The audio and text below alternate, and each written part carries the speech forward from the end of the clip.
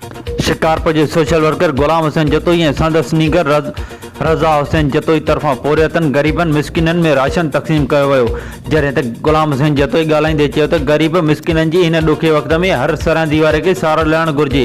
हुन चयो त कोरोना वायरस सबबि सॼी सिंध में लॉकडाउन वारो माहौल आहे। नंढा वॾा कारोबारी मर्कज़ बंदि लॻा पिया आहिनि। पोरियत पेट पालण लाइ परेशान आहिनि।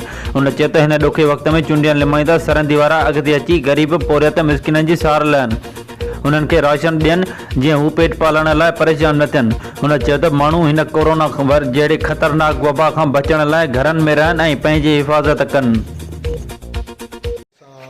पंहिंजे तरफ़ों ग़रीब मिस्किन मज़दूरनि में नाबीननि में जेके हक़ी हक़दार हुया, अॼु असां उन्हनि में पंहिंजे तरफ़ां जेको असांजो हाल आहे, असांजो हाणे चवण जी ज़रूरत न आहे त पोइ असां चऊं ऐं चवण बि न खपे, अलाह साईं क़बूल कंदो। असां उन्हनि वसवारनि खे, उन्हनि चूंडियल नुमाइंदनि खे, टिकट होल्डरनि खे उनखे था चऊं त ख़ुदा राण तव्हां बि अॻिते अचो ऐं ग़रीब मिस्किन माण्हुनि जी सहार लहो। छो जो त हीउ वक़्तु ॾुख मुसीबत वक़्तु एतिरा ई माण्हू रेड़ी वारा बेरोज़गार आहिनि। हाणे साईं ख़ुदा ॾिसे थो, असां जेतिरनि माण्हुनि खे ॾेई सघिया आहियूं अलाह सां क़बूल कंदो, पर केतिरा ई माण्हू रोअनि था ॿाहिरि बीठा, कंहिंखे बि खाइण जे लाइ काई बि शइ कोन्हे। बहरहाल जेकॾहिं ॾिसो असांजे पाड़े में केतिरा ई अमीर तरीन माण्हू रहनि था, जे असांखे चवणु न घुरिजे, पर जेकॾहिं 50 माण्हू 100 माण्हू जेकॾहिं ईअं माण्हू ॾींदा, सभई शहर जा माण्हू जेके सरमाएकार आहिनि, जेके पैसे वारा माण्हू आहिनि, जेके बिज़नेसमैन माण्हू आहिनि, जेके MP MLA आहिनि, अवल त उन्हनि जो हक़ थो बणिजे।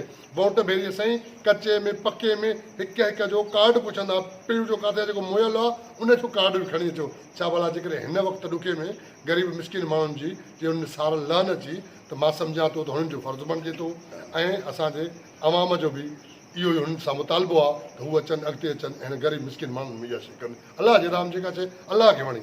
ऐं काफ़ी जेके माण्हू हिकिड़ी ॻाल्हि मां तव्हां ॿुधायां, माण्हुनि चंदा करे उहे लाक करे माल रखी छॾियो आहे ऐं उन्हनि माण्हुनि खे बि असां इहा ई त गुज़ारिश कयूं, ख़ुदा राह सभ खे मरणो आहे, रहे न अलाह जो, क़बर में कोन खणी वेंदो, कोई बि कोन खणी वेंदो, ख़ासि करे न जो तव्हां उन ग़रीब मिस्किन रेड़ी वारनि खे, गॾ गाॾी वारनि खे, मज़दूरनि खे, होटल जे बेरनि खे, जेके बेरोज़गार आहिनि उन्हनि खे ख़ुदा राह में ख़ुदा वास्ते राशन वठी ॾियनि।